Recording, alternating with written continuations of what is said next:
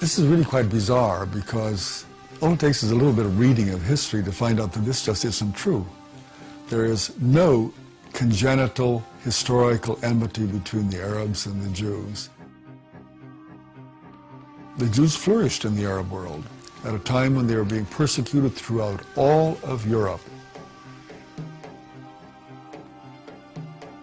At the end of the 19th century, because of anti-Semitism in Europe, European Jews began to try and figure out a solution to the Jewish problem. A very small minority adhered to Zionism, the idea that the only place in which they could be safe is within a Jewish state. Zionist Jews actually had a design on the land of Palestine, the idea of creating a homeland for Jews in the land of Palestine. And this is really the beginning of the conflict. The mainstream Israeli Jewish society believed, because that's the way they had been educated, that Palestine was empty, had been empty when the Jewish settlers came there. Who paid the price when they settled there?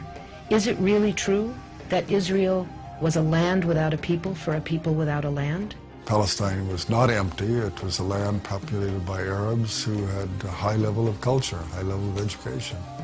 With farms and markets and towns and villages and roads and commerce and lots of interaction with the rest of the world. The population was overwhelmingly Arab.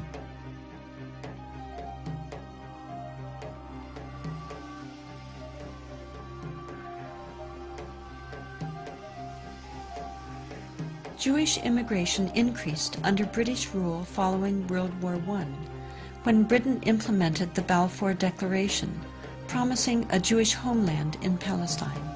This measure conflicted with Britain's previous promise of self-rule for Arab inhabitants throughout the region. Britain was basically extremely supportive of the Zionist movement. It helped to establish all of the structures of a state. At the same time, the Arabs of Palestine were denied the right of self-determination.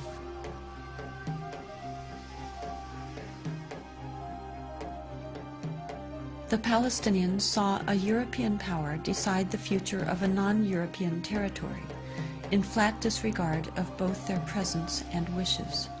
In the 1920s, as land was being stripped away from local residents, the first clashes between Palestinians and Jews began, and would continue on for years to come.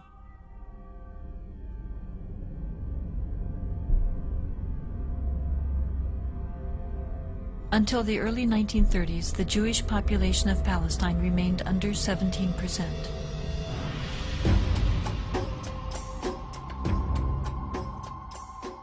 Hitler's rise to power in Germany completely changed that. In just 5 years, 174,000 Jews flooded into Palestine, doubling their population.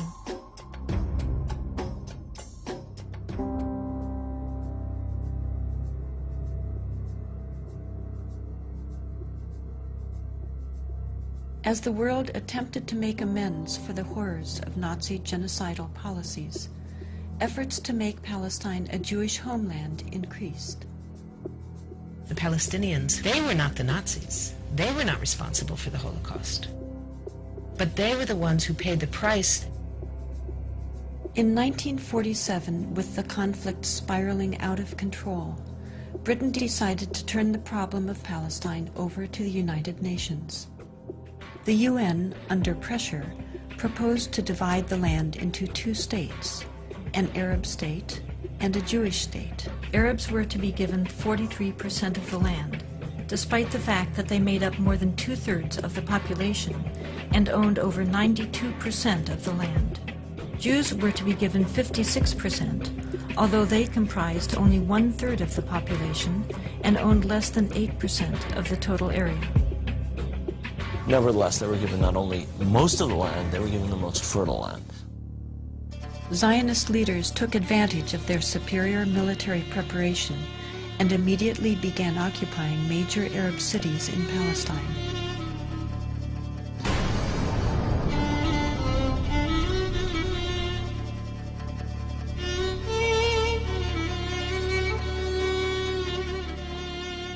I was among the people that conquered Akko. When we were walking around, we entered the flat. There was a pair of shoes of a small child, maybe 2 years old. They didn't have time to put on the shoes, so they left the shoes and they ran away. They left everything.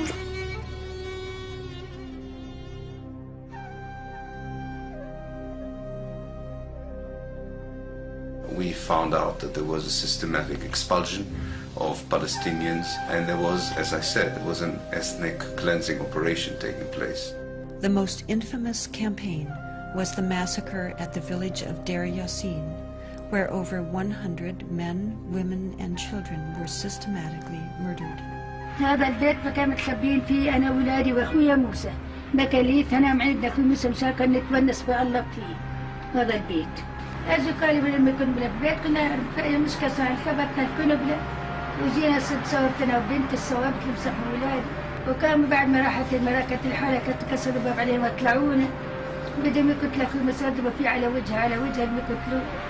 اتناولت 250 ليرة من عدة وقلت يا خواجة بس مشان الله الطالب اللي قلت للشي قال لي كتير انت كويس هات المصاري وبعدين اخوتي الحنو شو تسوي فيها اخوتي الحنو اجراك يا ويلي يهزمك على السلام تحلي هذا لكن يعود حط لك الطن السير ويكون راسك يمسك الدواء حط لك 5 ليرة تحت راسها.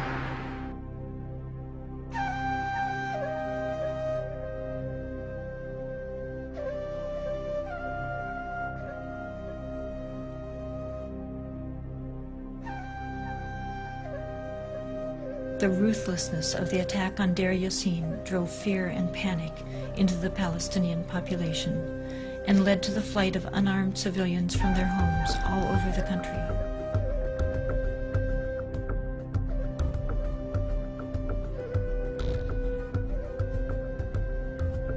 As a result, maybe 300 or so thousand Palestinians had already been expelled before the first Arab soldier entered Palestine.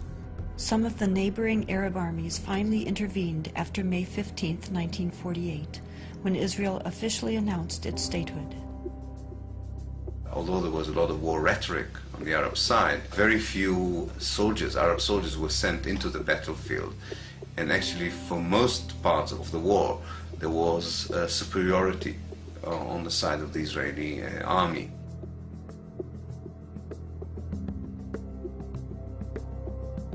The Israeli army cleansed much of the territory and took over a large part of the designated Palestinian state. The new state of Israel encompassed 78% of the total land of Palestine. The West Bank came under Jordanian control and the Gaza Strip under Egyptian dominion.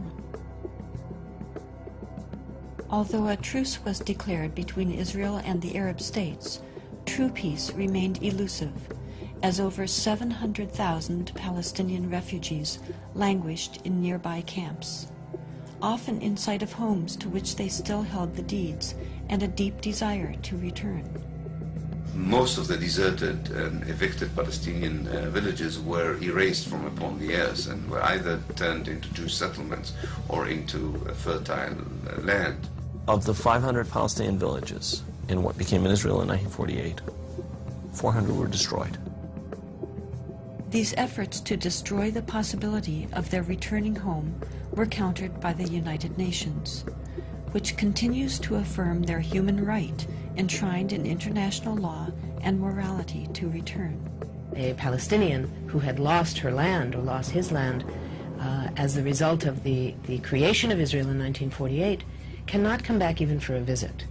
I can go back to Israel as if I were returning and claim immediate citizenship, having no historic tie, speaking no Hebrew, knowing no one in the country, having no family who ever was there. All that one needs is being Jewish, a religious group like any other.